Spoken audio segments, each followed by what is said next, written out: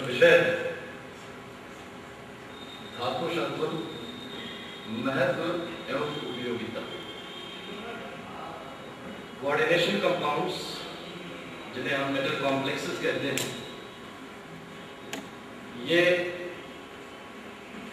केवल inorganic chemistry के ही नहीं बल्कि पूरी केमिस्ट्री की एक बहुत इंपॉर्टेंट ब्रांच है।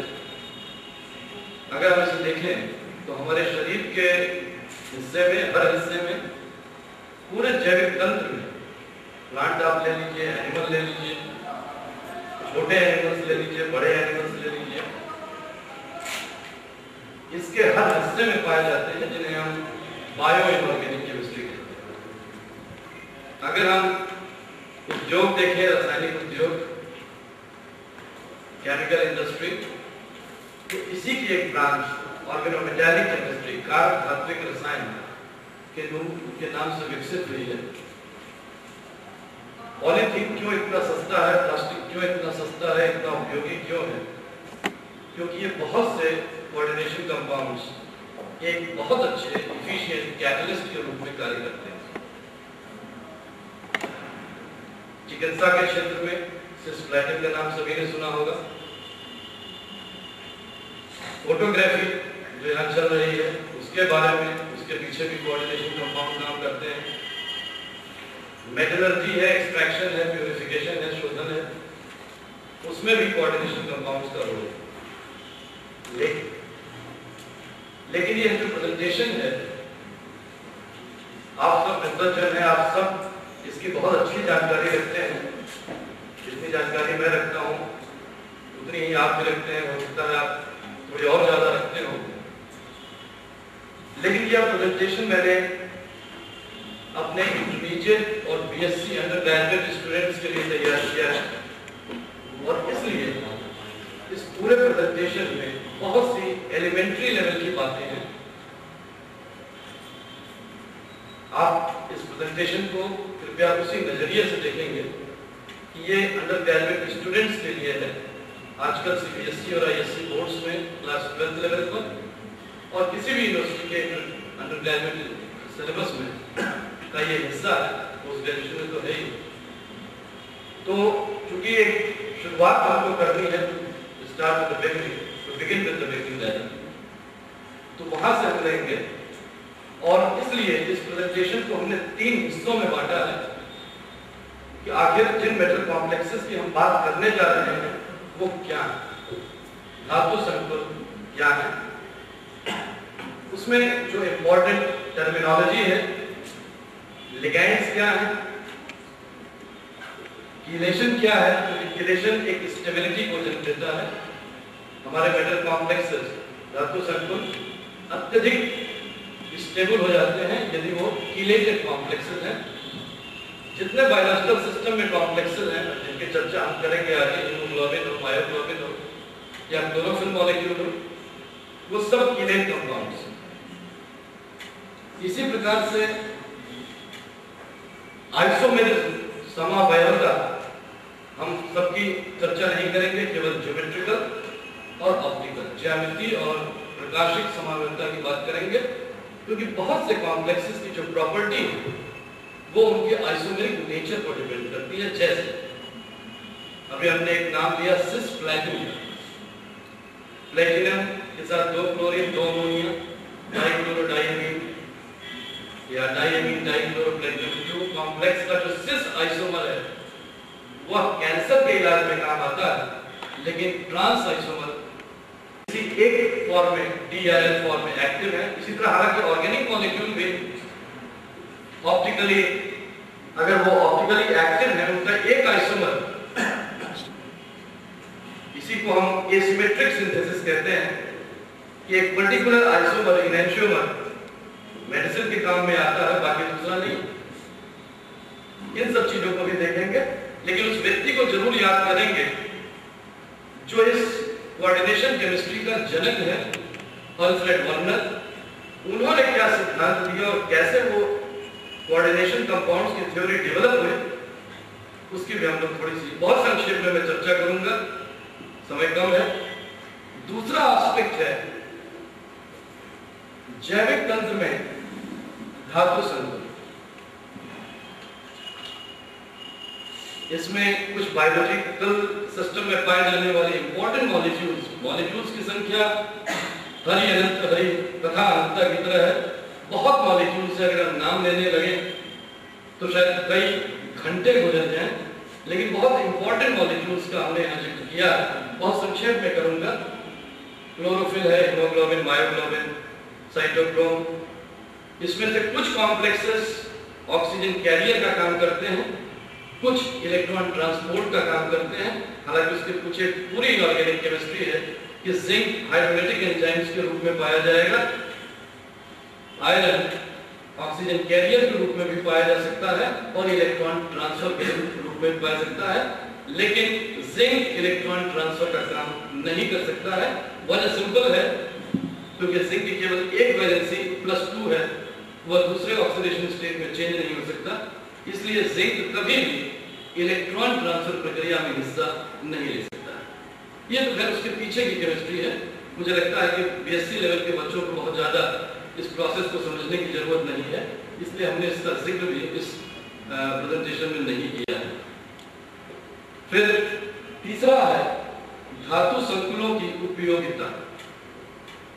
हमने यहाँ पर ऑर्गेनोमेटालिक कंपाउंड्स लिए हैं जो कैटलिस्ट का काम करते हैं, जिसमें ज़िगलर नाटा कैटलिसिस हर आदमी सुना होगा, नोबेल प्राइज मिला ज़िगलर और नाटा को।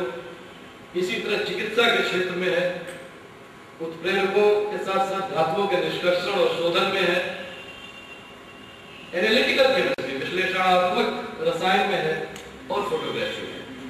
ये जो हमने दिए हैं पॉइंट्स, ये एक वानगी मात्र है, लिस्ट वस्तुतः बहुत लंबी है।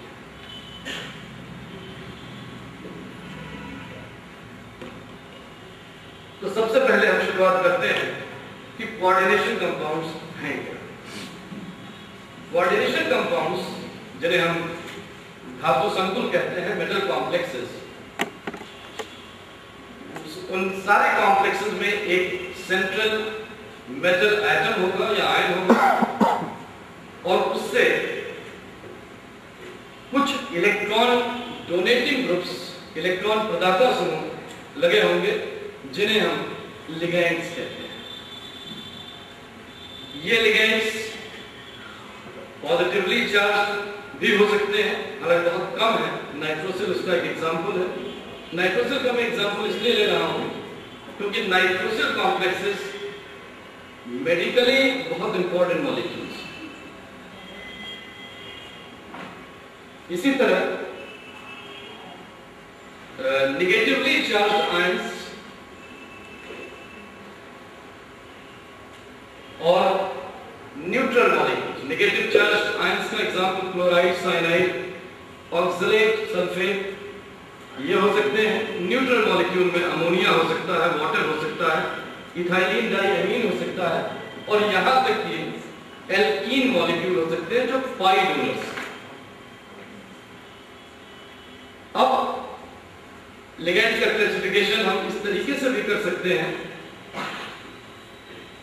कि उनकी डेंसिटी क्या है, वो हम अभी थोड़ा बाद में बताएंगे, क्योंकि यहां पर और क्योंकि मुझे दिख नहीं रहा ठीक से, तो शायद मैं इस तरह से अगर करूं तो मैं इस पावर पॉइंट प्रेजेंटेशन के साथ चल पाऊंगा। थोड़ी सी आपको दिक्कत हुई होगी, क्षमा प्रार्थी हूं। एक बहुत कॉमन सी चीज है डबल सॉल्ट। डबल सॉल्ट और कॉम्प्लेक्स सॉल्ट या कॉम्प्लेक्स कंपाउंड्स में बेसिक डिफरेंस क्या है? ये दोनों ही मॉलिक्यूलर एडिशन प्रोडक्ट्स, यानी दो सिंपल सॉल्ट्स को, सामान्य लवणों को अगर हम पानी में घोल दें, जल को वाष्पित करें, तो हमें एक डबल सॉल्ट मिलता है। दोनों ही एडिशन प्रोडक्ट्स हैं, लेकिन डबल सॉल्ट, जिसका सबसे अच्छा एग्जांपल पोटाश है, फिटकरी जिसे हम कहते हैं, अगर उसको हम पानी में घोलें तो वो अपने आयनों में वियोजित हो जाता है और वो हम उन आयनों का परीक्षण देता है।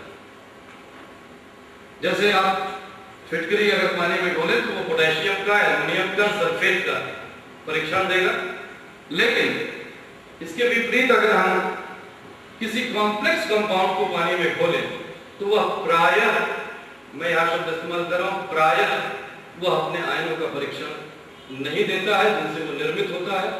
जैसे पोटेशियम फेरोसाइनाइड K4FeCN6 को अगर हम पानी में घोलें तो वह पोटेशियम और फेरोसाइनाइड आयन में वियोजित होगा, पोटेशियम का टेस्ट देगा, फेरोसाइनाइड आयन का टेस्ट देगा, लेकिन फेरस आयन और साइनाइड आयन जिनसे वो निर्मित है उसका परीक्षण नहीं देता।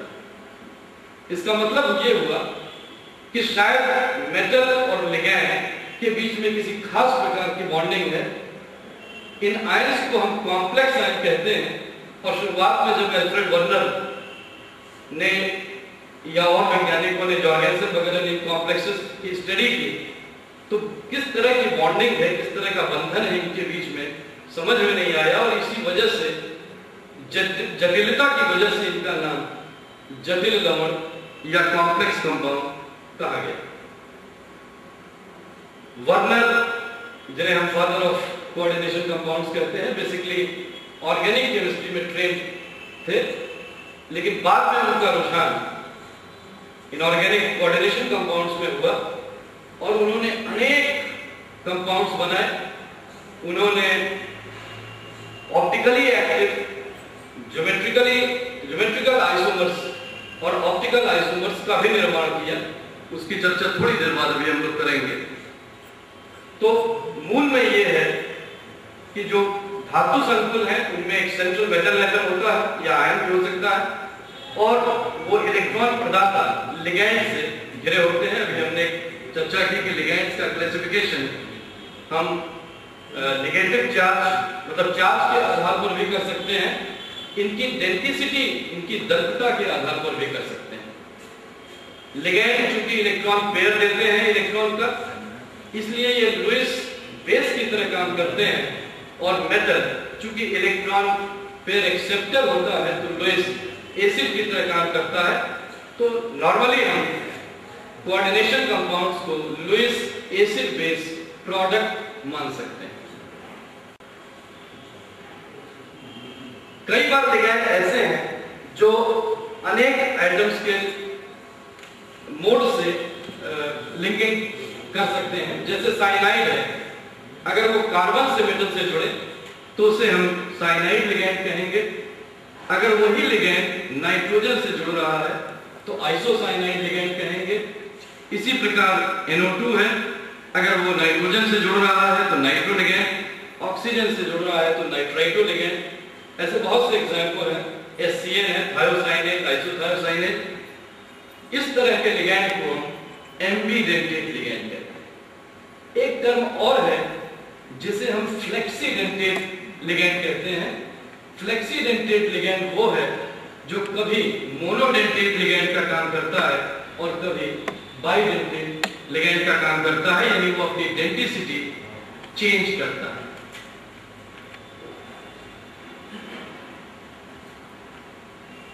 जहां तक डेंसिटी का मतलब है कि कोई मेटल कितने इलेक्ट्रॉन पेयर लिगैंड से प्राप्त कर रहा है, यह संख्या उसकी कोऑर्डिनेशन संख्या कहलाती है।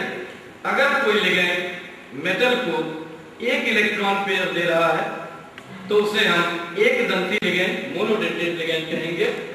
क्लोराइड, साइनाइड, अमोनिया, वाटर, ये उसके बहुत कॉमन एग्जांपल्स हैं। नाइट्रोसिल आप मान सकते हैं।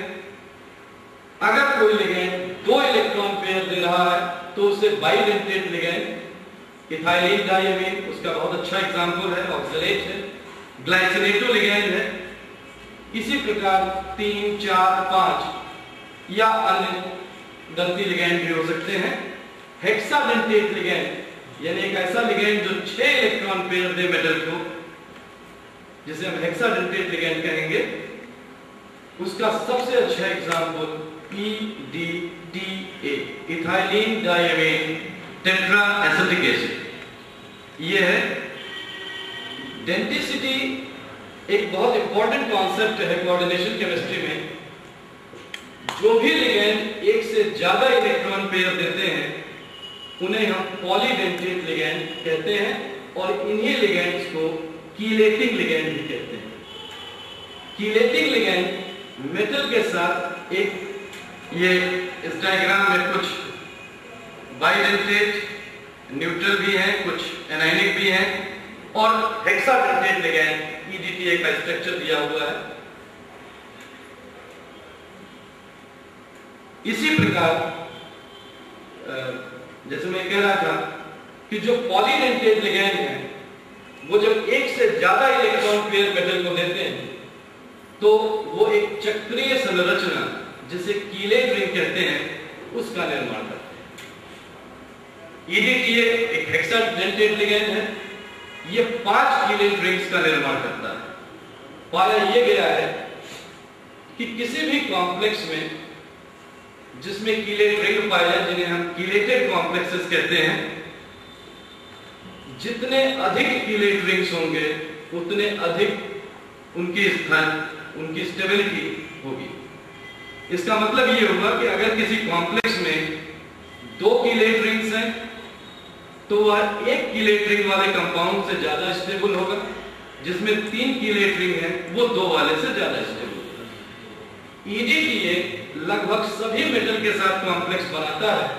उसके पीछे कारण यही है कि EDTA मेटल के साथ 5 कीलेट रिंग बनाता है, तो इतना स्टेबल कॉम्प्लेक्स बनता है, इसलिए वह लिगैंड सभी के साथ कॉम्प्लेक्स बना पाता है। इसका इस्तेमाल कीलेशन थेरेपी में किया जाता है, जिसकी चर्चा हम आगे करेंगे।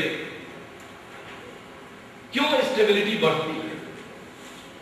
जब भी कोई कीलेटिंग लिगैंड आता है तो सिस्टम की एंट्रोपी इंक्रीज होती है।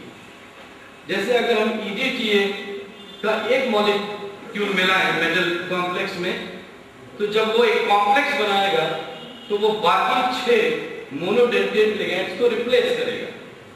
इस तरह से सिस्टम में नंबर ऑफ मॉलिक्यूल्स की संख्या में वृद्धि होती है, एंट्रोपी बढ़ती है, और इसलिए कीलेट कंपाउंड्स हमेशा ज्यादा स्थायी होते हैं।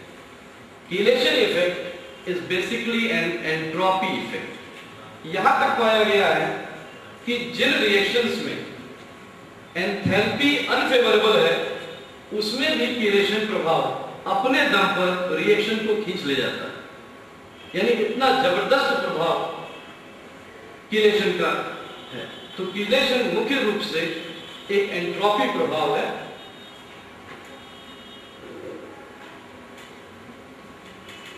कोऑर्डिनेशन कंपाउंड्स के बारे में 1898 में वर्नर ने अपनी एक थ्योरी दी। उन्होंने कहा कि मेटल के पास 2 संयोजकताएं हैं, एक जिन्हें हम प्राइमरी संयोजकता कहते हैं, प्राइमरी वैलेंसी, वह आयनाइजेबल होती है, आयनित हो जाती है और हमेशा निगेटिव आयन से, ऋणायनों से संतुष्ट होती है। आजकल हम इसको मान सकते हैं कि जो मेटल की प्राइमरी वैलेंसी है वह मेटल के ऑक्सीकरण संख्या के बराबर है। उस वक्त हालांकि वर्नर ने ऐसी बात नहीं कही थी, उन्होंने प्राइमरी वैलेंसी शब्द इस्तेमाल किया था। सेकेंडरी वैलेंसी, द्वितीयक संयोजकता, वह संयोजकता है मेटल की जो नॉन आयनाइजेबल होती है, आयनित नहीं होती है, और वह निगेटिव आयंस या न्यूट्रल मॉलिक्यूल्स, और यहां तक मैं कहूंगा कि पॉजिटिव आयन से भी सेटिस्फाई होती है। आजकल के हिसाब से अगर हम देखें तो मेटल की सेकेंडरी वैलेंसी उसके कोऑर्डिनेशन नंबर, उप संयोजन संख्या के बराबर है। उप संयोजन संख्या, कोऑर्डिनेशन नंबर, उस संख्या को हम मान सकते हैं कि मेटल लिगैंड से कितने इलेक्ट्रॉन पेयर ग्रहण कर रहा है। अब अगर संख्या की बात हम करें तो ट्रांजिशन एलिमेंट, संक्रमण धातु में मुख्य रूप से 4 कोऑर्डिनेशन नंबर और 6 कोऑर्डिनेशन नंबर में कंपाउंड्स बनाते हैं। हालांकि 3 में भी बनते हैं, 5 में भी बनते हैं, 7 में भी बनते हैं, लेकिन इनकी संख्या अपेक्षाकृत काफी कम है। Inner transition elements, F block elements, क्योंकि उनके हाइब्रिडाइजेशन में F ऑर्बिटल का पार्टिसिपेशन होता है तो उनके कोऑर्डिनेशन नंबर काफी ज्यादा है। मुख्य रूप से coordination compounds transition element coordination number 4 और 6 में बनाते हैं कॉम्प्लेक्सेस। अगर कोऑर्डिनेशन नंबर 4 है तो टेट्राहेड्रल या स्क्वायर प्लेनर कॉम्प्लेक्स बनेगा। टेट्राहेड्रल में sp3 हाइब्रिडेशन, स्क्वायर प्लेनर में dsp3। अगर कोऑर्डिनेशन नंबर 6 है तो d2sp3 या sp3d2 हाइब्रिडेशन होगा। चूंकि लिगेंड्स एक डेफिनेट ज्योमेट्री में पाए जाते हैं, इसलिए coordination compound isomerism, stereo isomerism show करते हैं। इसमें ज्योमेट्रिकल आइसोमेरिज्म और ऑप्टिकल आइसोमेरिज्म प्रमुख हैं। अगर हम एग्जांपल लें स्क्वायर प्लेनर या ऑक्टाहेड्रल कॉम्प्लेक्स का, यदि समान लिगेंड समान तरफ है, दो समान लिगेंड समान तरफ है तो सिस आइसोमर, अगर विपरीत तरफ है तो ट्रांस आइसोमर। अगर तीन लिगेंड समान तरफ है, आपस में सिस हैं, तो फेशियल आइसोमर। अगर सिस आपस में नहीं है तो मेरिडियनल आइसोमर कहा जाएगा। ये कुछ एग्जांपल है। टेट्राहेड्रल कॉम्प्लेक्सेस ज्योमेट्रिकल आइसोमेरिज्म नहीं शो करते हैं क्योंकि उनकी चारों संयोजकताएं आइडेंटिकल होती हैं। समतल ध्रुवित प्रकाश की तरफ व्यवहार अगर अलग अलग है तो ऑप्टिकल आइसोमेरिज्म प्रदर्शित करता है कॉम्प्लेक्स। एक आइसोमर लाइट को राइट डायरेक्शन में या क्लॉकवाइज डायरेक्शन में मोड़ता है, उसे हम डी आइसोमर कहते हैं। लेफ्ट डायरेक्शन में मोड़ता है तो एल आइसोमर या लीवो रोटेटरी आइसोमर कहते हैं। ये आइसोमेरिज्म इसलिए इंपॉर्टेंट है क्योंकि मॉलिक्यूल की जो प्रॉपर्टी है, उसका बिहेवियर है, वह आइसोमेरिज्म पर बेस्ड है। समय कम है इसलिए मैं थोड़ा जल्दी आगे बढ़ूंगा। आपको ध्वस्त किया कि ऑप्टिकल आइसोमेरिज्म केवल कार्बन कंपाउंड्स में ही पाई जा सकती है, यानी आइसोमेरिज्म केवल कार्बनिक अणुओं की ही प्रॉपर्टी नहीं है बल्कि इनऑर्गेनिक कंपाउंड्स में भी पाई जा सकती है। और धातु संकुल ही अकेले ऐसे इनऑर्गेनिक कंपाउंड्स हैं जिनमें आइसोमेरिज्म पाई जाती है। नेक्स्ट, जैविक तंत्र में बहुत से ऐसे कंपाउंड्स हैं जो मेटल कीलेट्स हैं या मेटल कॉम्प्लेक्सेस हैं, धातु संकुल हैं। आजकल बायोमिमेटिक केमिस्ट्री की भी बात चल रही है। ऐसे मॉलिक्यूल्स का हम निर्माण करें जो प्रकृति में पाए जाने वाले अणुओं की नकल हो और उनकी प्रॉपर्टी को शो कर सके। जैसे हीमोग्लोबिन ऑक्सीजन कैरियर का काम करता है, और अगर हम कोई ऐसा मॉलिक्यूल बना ले जो ऑक्सीजन कैरियर का काम कर सके, वस्का ने एक कंपाउंड बनाया भी है, वस्का कॉम्प्लेक्स जिसको कहते हैं, तो इरिडियम का कॉम्प्लेक्स है। इसी तरह से कोई ऐसा मॉलिक्यूल तैयार कर सके जो फोटोसिंथेसिस कर सके। तो इस तरह के एस्पेक्ट में जो रिसर्चेस हो रही हैं, बायो इनऑर्गेनिक केमिस्ट्री एक बहुत अच्छी रिसर्च की फील्ड के रूप में डेवलप हो रहा है। तो उसकी चर्चा अभी हम लोग उतने डिटेल में नहीं कर पाएंगे। हम लोग उन मॉलिक्यूल्स की चर्चा करेंगे जो वास्तविक रूप में पाए जाते हैं। क्लोरोफिल का एग्जाम्पल हमने सबसे पहले लिया है। मुझे लगता है ये मॉलिक्यूल सबसे इंपॉर्टेंट है। ये पॉरफायरिन रिंग के साथ मैग्नीशियम का एक कीलेट कंपाउंड है। पॉरफायरिन रिंग आप जानते हैं एक वृहद चक्रीय अणु है, टेट्रापाइरोल सिस्टम है। इस मॉलिक्यूल में 4 पाइरोल यूनिट होती हैं। ये टेट्राजेंटेट लिगैंड की तरह काम करता है। इसमें 4 नाइट्रोजन है, कॉन्जुगेटेड पाई सिस्टम है, यानी अल्टरनेट डबल सिंगल बॉन्ड्स, और इसमें साथ में जो ग्रुप्स लगे हैं वो उस पॉरफायरिन सिस्टम की प्रॉपर्टी को अफेक्ट करते हैं। कॉन्जुगेटेड पाई सिस्टम से मॉलिक्यूल एकदम प्लेनर हो जाता है और स्टेबल हो जाता है। इसमें फ्लेक्सिबिलिटी कम होती है और इसलिए ये लो एनर्जी रेडिएशंस को एब्जॉर्ब करने में सक्षम होता है। Visible radiation chlorophyll molecule absorb करता है। नेक्स्ट, यहां पर हमने नीचे पॉरफायरिन मॉलिक्यूल का एक डायग्राम बनाया है। हालांकि ग्रुप्स हमने बहुत ज्यादा स्पेसिफाई नहीं किए हैं क्योंकि अलग अलग मॉलिक्यूल्स में, जैसे अगर क्लोरोफिल ए है, बी है, सी है या हीमोग्लोबिन है, तो सब में अलग अलग ग्रुप्स होंगे और उसकी वजह से प्रॉपर्टी अलग होगी। ये मैग्नीशियम, ये क्लोरोफिल क्लोरोफिल मॉलिक्यूल है, मैग्नीशियम का संकुल है, तो 4 नाइट्रोजन पॉरफायरिन रिंग के और बाकी 2 वैलेंसीज अलग अलग ग्रुप से इसकी जुड़ी होती हैं। ये एक बहुत इंपॉर्टेंट मॉलिक्यूल है क्योंकि ये न केवल अपने लिए बल्कि सभी जीवधारियों के लिए भोजन बनाता है और जिसको हम कहते हैं प्राणवायु, उसको हमें देता है। हीमोग्लोबिन और मायोग्लोबिन जो ऑक्सीजन कैरियर का काम करता है, हीमोग्लोबिन मैमेलियन सिस्टम में, मायोग्लोबिन ऑक्सीजन स्टोरेज का काम करता है, ऑक्सीजन के संचयन का काम करता है। ये दोनों ही आयरन के पॉरफायरिन रिंग के साथ कॉम्प्लेक्स। इस कॉम्प्लेक्स में आयरन +2 ऑक्सीकरण अवस्था में पाया जाता है। ऑक्सीजन जुड़ने के बाद भी ऑक्सीजनेशन होता है इस मॉलिक्यूल का, ऑक्सीडेशन नहीं होता। इस मॉलिक्यूल का कुछ स्ट्रक्चर इस तरह का है कि अगर इसका ऑक्सीजनेशन कर दिया, मतलब ऑक्सीडेशन कर दिया जाए, आयरन +2 से +3 में चला जाए, तो इसकी ऑक्सीजन कैरिंग कैपेसिटी, ऑक्सीजन ढोने की जो क्षमता है वो खत्म हो जाएगी। और शायद इसीलिए प्रकृति ने मॉलिक्यूल का स्ट्रक्चर कुछ इस तरह से बनाया है, ग्लोबिन प्रोटीन इस तरह से जुड़ा हुआ है इस हीम के चारों ओर कि वह इलेक्ट्रॉन ट्रांसफर प्रक्रिया नहीं प्रदर्शित करता है। इसमें ये टेट्रामेरिक स्ट्रक्चर है, इसमें 4 हीम के हिस्से हैं। जब पॉरफायरिन आयरन के साथ जुड़ता है तो उसको हम हीम प्रोटीन हीम कहते हैं। ये एक प्रोस्थेटिक ग्रुप है जो ग्लोबिन प्रोटीन के साथ जुड़ता है। ये हीमोग्लोबिन का स्ट्रक्चर है, आप देखें हिस्टीडीन के नाइट्रोजन के साथ और 6th वैलेंसी ऑक्सीजन मॉलिक्यूल के साथ। मायोग्लोबिन का स्ट्रक्चर भी बिल्कुल ऐसा ही है, लेकिन उसमें एक हीम यूनिट है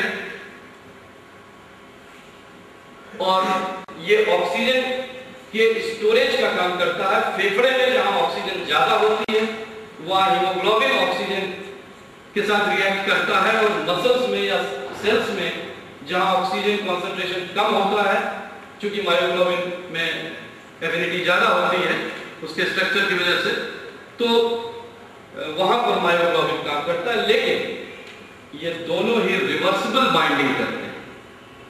जब तक मॉलिक्यूल रिवर्सिबल बाइंडिंग नहीं करेगा, उत्क्रमणीय बंधन नहीं करेगा, यानी ऑक्सीजन लेगा और जब जरूरत पड़ेगी तो ऑक्सीजन देगा, तब तक ये ऑक्सीजन परिवहन का कार्य नहीं संभव है। इसके अलावा तो ऑक्सीजन का परिवहन हो सके, ट्रांसपोर्ट हो सके, इसलिए जरूरी है कि रिवर्सिबल बाइंडिंग। कार्बन मोनोऑक्साइड जो जहरीली गैस है वह इस कॉम्प्लेक्स के लगभग 3 गुना अधिक, 300 गुना अधिक स्थायी होता है।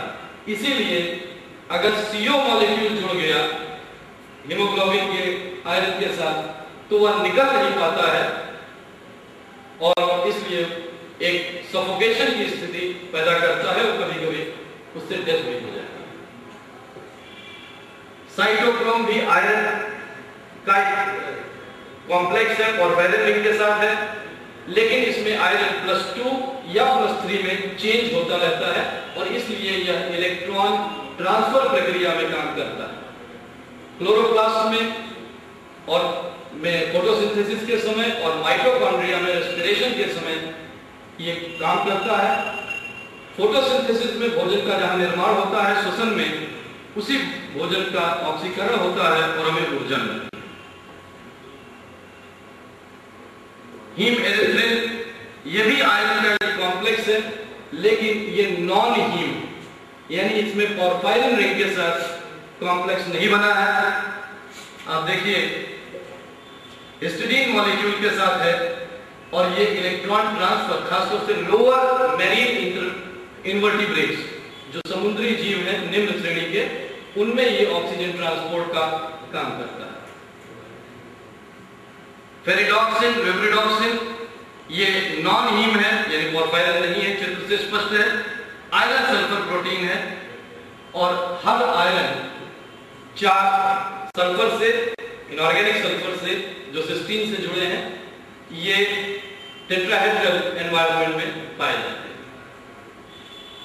मैंने इनका डिटेल डिस्क्रिप्शन यहां नहीं देना उचित समझा, समय की कमी से भी, और जिन स्टूडेंट्स के लिए हमने ये प्रेजेंटेशन तैयार किया है उनको इसकी आवश्यकता भी है। हीमोसाइनिन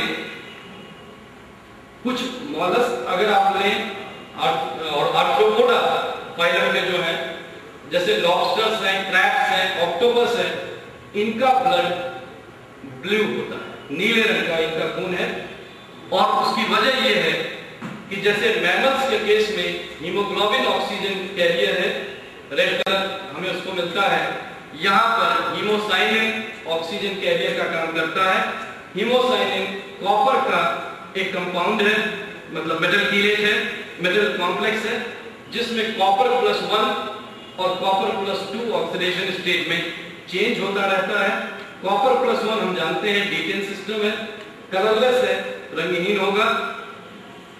कॉपर +2 D9 सिस्टम है और इसलिए नीला रंग है, इसीलिए इनका ब्लड नीला है। कुछ तो लॉबस्टर्स या क्रैब्स, ब्लू क्रैब्स या ब्लू लॉबस्टर्स के नाम से ही बल्कि जाने जाते हैं।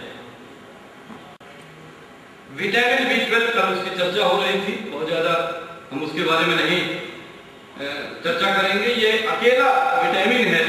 विटामिन वो कंपाउंड है जो बॉडी की रेगुलर फंक्शनिंग के लिए आवश्यक है, हालांकि बहुत कम मात्रा में आवश्यकता होती है, लेकिन होती जरूर है।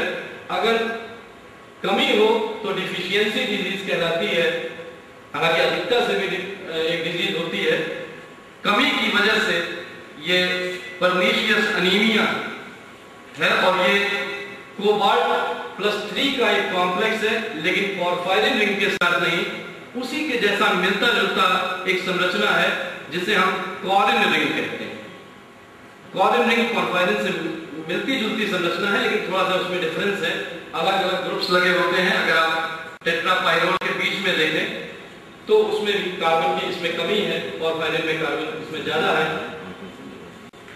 कोबाल्ट +3 का रिडक्शन भी होता है कोबाल्ट +2 में, कोबाल्ट +1 में कभी वाटर लगता है, मोस्टली साइनाइड लगता है, और यही अकेला विटामिन है जिसमें मेटल पाया जाता है। तो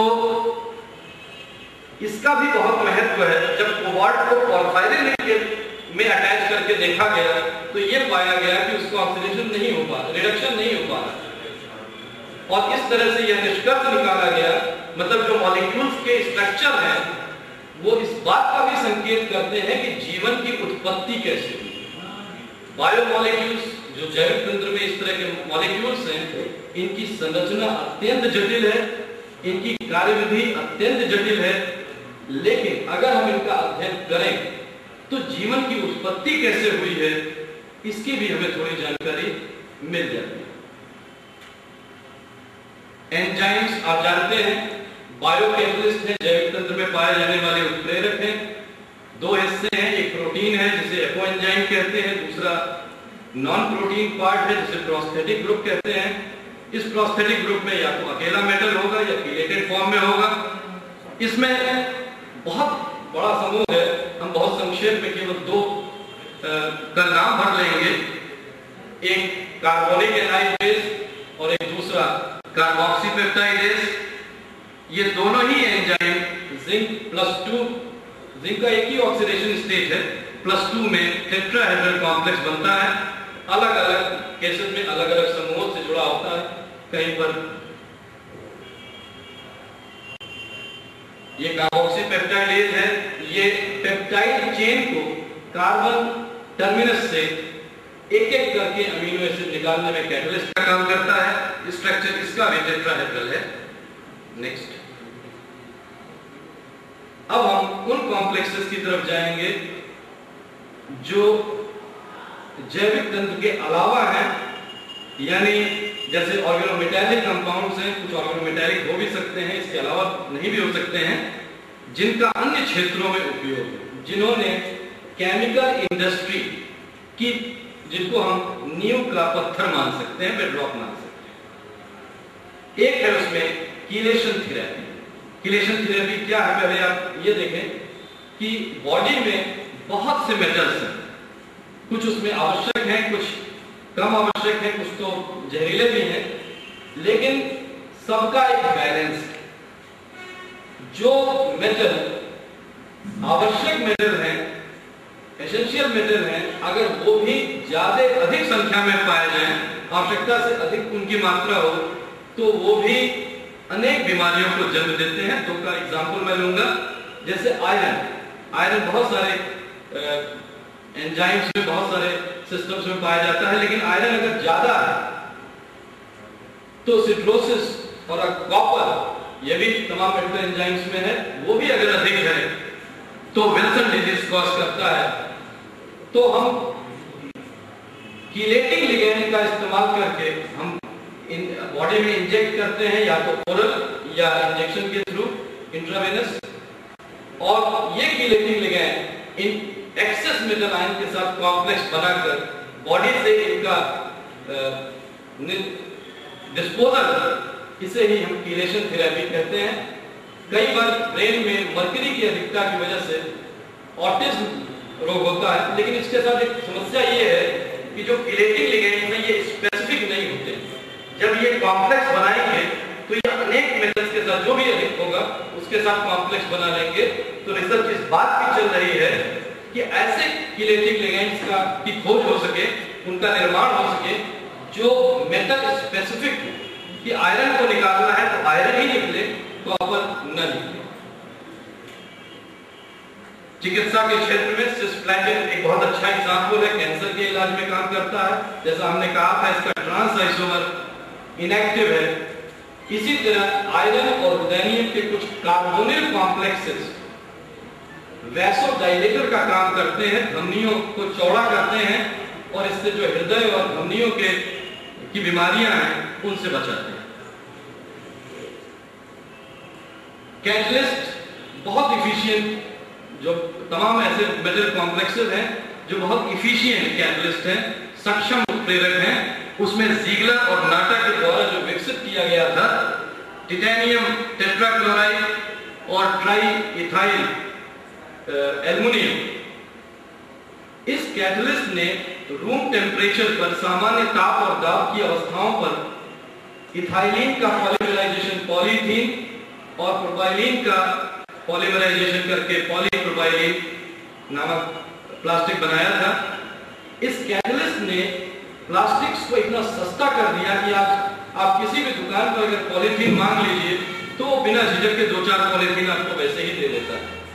और उनके इस योगदान के लिए कार्ल ज़ीगलर और नाटा को नोबेल पुरस्कार से सम्मानित किया गया। इसी प्रकार विल्किंसन कैटलिस्ट है जो इथाइलिन और हाइड्रोजन के रिएक्शन से इथेन बनाता है। और भी तमाम कैटलिस्ट हैं, हाइड्रोफॉर्माइलेशन रिएक्शन है, ऑक्सो प्रोसेस जिसे हम कहते हैं। तो ऐसे बहुत सी प्रक्रियाएं हैं जिसमें धातु संकुल एक बहुत अच्छे उत्प्रेरक का काम करते हैं। धातुओं के निष्कर्षण, इसमें भी मेटल कॉम्प्लेक्सेस का काम का योगदान है। सिल्वर और गोल्ड के सॉल्ट्स को या ओर को अगर आप पीस कर पोटेशियम साइनाइड के तनु विलयन में आप मिला दें तो साइनो कॉम्प्लेक्स बनता है, जैसे हमने सिल्वर का एग्जांपल लिया है। और अगर इसमें जिंक मिला दिया जाए जो कि ज्यादा इलेक्ट्रोपॉजिटिव है, तो जिंक सिल्वर या गोल्ड को रिप्लेस कर देता है, रिड्यूस कर देता है, और मेटालिक सिल्वर हमको अवक्षेपित हो जाता है। तो धातुओं के उस निष्कर्षण में, और साथ ही साथ जैसे निकल के शोधन में, ये मॉट्स प्रोसेस है, अशुद्ध निकल लिया, कार्बन मोनोऑक्साइड गैस पास किया, निकल टेट्राकार्बोनेट बना जो कि एक वोलेटाइल लिक्विड है, उसको गर्म कर दिया, CO उड़ गया और हमें शुद्ध रूप में निकल प्राप्त हो गया।